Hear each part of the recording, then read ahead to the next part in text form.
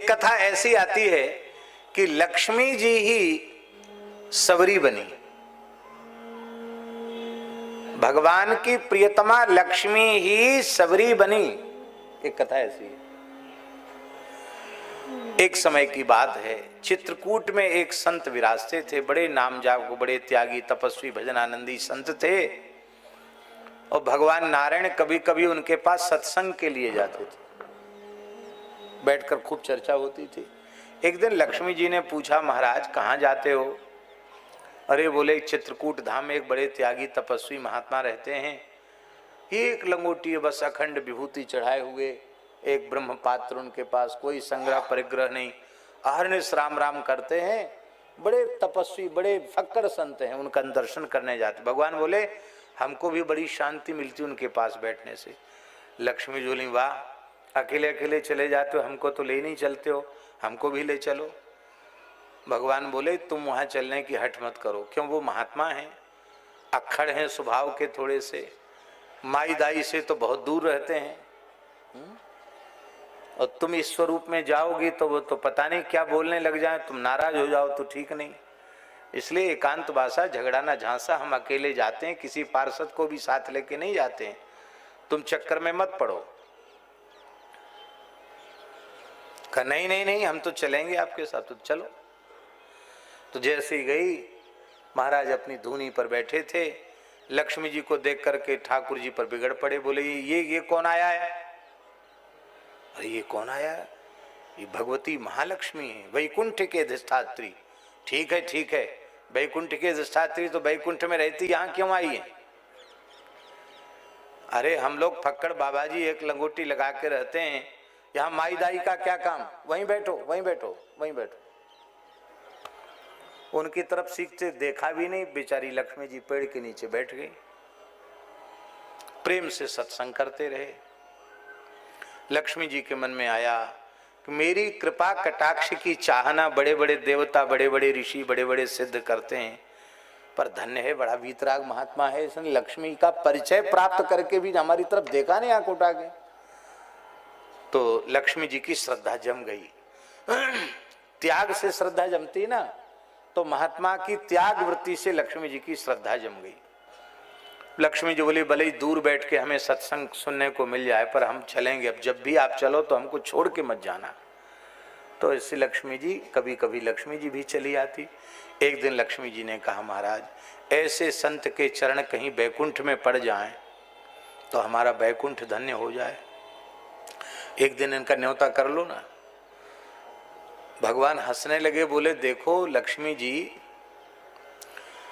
साधु जोगी अग्निजल इनकी उल्टी रीत, परशुराम बच के रहो, थोड़ी कीजिए प्रीत। इनसे थोड़ा सावधान होकर प्रेम करना चाहिए। ज्यादा महात्माओं को घर मत बुलाओ, और यहीं से हल्ला गुल्ला मचा रहे हैं, वहीं जाके पता नहीं क्या करने लग जाएं। नहीं नहीं महाराज, कुछ भी हो, ऐसे महात्मा को तो जरूर बुलाना चाहिए। बोले ठीक है। ठाकुर जी ने कहा, महाराज आप वैकुंठ को अपनी चरण रस से पवित्र करें, रमा वैकुंठ पधारें। बोले, महाराज वहाँ तो बिना मरे कोई जाता नहीं, हम तो यहाँ भजन कर रहे हैं। बोले, कोई बात नहीं, गरुड़ जी आपको ले जाएंगे, मेरा संकल्प है तो आप इस शरीर से भी वहाँ जा सकते हैं। हाँ चलो ठीक है। सब तरह की रसोई लक्ष्मी जी ने अपने हाथ से बनाई, और जब संत को परोसना शुरू किया तो जैसी कढ़ी पकौड़ी भात वगैरह आया, सोई त्यागी जी नाराज हो गए। बोले, रे वाह, हम जब से साधु बने हैं किसी गृहस्थ के हाथ का हमने कच्चा भोजन नहीं किया, फल खा लिए बात अलग है, हम त्यागी तपस्वी महात्मा ये दाल भात बना के ले आई माई दाई, हम तो नहीं खाते हैं, नहीं खाएंगे, हम केवल फलाहार करेंगे, फल खाएंगे, ये कच्ची रसोई बना के ले आए। लक्ष्मी जी अब नाराज हो गई, बोले, रे अब तो ज्यादा ही त्याग वृत्ति दिखा रहे महात्मा। इनसे पूछे हो कि रोज भोग किसका लगाते हो? हमको ही तो भोग लगा के हमारा प्रसाद पाते हो, तो हमारा जूठा खाते हो तब तो कुछ नहीं, तो आज हमने न्योता क्या कर लिया कि आफत आ गई। कहते तुम गृहस्थ हो, हम विरक्त महात्मा हैं, तुम्हारे घर की रोटी कैसे खाएंगे? लक्ष्मी जी नाराज हो गई। बोले, तुम तिरस्कार कर रहे हो ना, हमारा और यहाँ के अन्न का, तो मैं शाप देती हूं तुमको रोटी पर रोटी धर के खाने को नहीं मिलेगी। तो रोटी के ऊपर रोटी धर के खाने को नहीं मिलेगी, ऐसे ही रहोगे, मतलब संग्रह परिग्रह से मुक्त रहोगे, न कपड़ा न लत्ता, ऐसी रहोगे, जैसे हो वैसे ही रहोगे, और रोटी पर रोटी धर के खाने को नहीं मिलेगी। महात्मा बड़ी जोर से ऐसे बोले, माता जी आपने बड़ी कृपा कर दी। कई महात्मा भजन करते करते चमक दमक में आ जाते हैं, आपने बढ़िया आशीर्वाद दे दिया कि ऐसे ही रहोगे। तो हम तो ऐसे ही रहना ही चाहते हैं, ऐसी ही त्याग वृत्ति में रहें, राम राम करें। और महाराज आपने कहा रोटी पर रोटी धर के खाने को नहीं मिलेगी, तो हम तो वैसे ही जंगल में रहते हैं, रोटी पर रोटी धरने की फुर्सत कहाँ है कि हलवा खाएं, पकौड़ी खाएं, पूड़ी खाएं, ये फुर्सत हमको कहाँ है। हम रोटी पर रोटी धरेंगे ही क्यों, पाव आध सेर आटे का एक टिक्कड़ बना के धूना में डाल देंगे, सिद्ध हो जाएगा तो पालेंगे। बस सवा सेर आटे का एक टिक्कड़ बना लेते महात्मा लोग, एक टिक्कड़ में तो कितने मूर्ति पा जाते हैं। बोले हम रोटी पर रोटी धरेंगे क्यों, एक ही मोटा टिक्कड़ बना लेंगे और धूनी में सिद्ध करके ठाकुर जी को भोग लगा के पा लिया करेंगे। अच्छा हुआ तुमने रोटी पर रोटी धरने को मना कर दिया, अच्छा हुआ, तो हमारा तो कुछ नहीं बिगड़ा, लेकिन तुमने मर्यादा का अतिक्रमण किया है।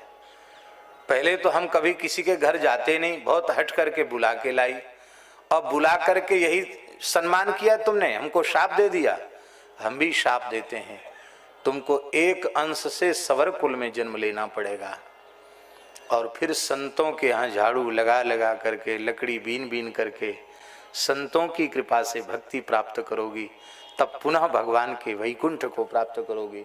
नहीं तो तुम्हें भी संतों की ही सेवा से लक्ष्मी जी बोली चलो आपने बड़ी कृपा की, और वही लक्ष्मी जी एक अंश से सवरी माता बनी।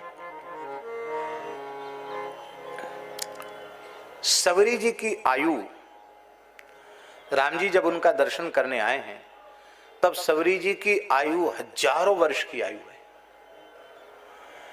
10,000 वर्ष तक तो सवरी जी को प्रतीक्षा करते हो गया था। कितने हजार वर्ष, 10,000 वर्ष की प्रतीक्षा के बाद राम जी आए, और उसके पहले बहुत बड़ी आयु है, हजारों वर्ष की आयु है सवरी की।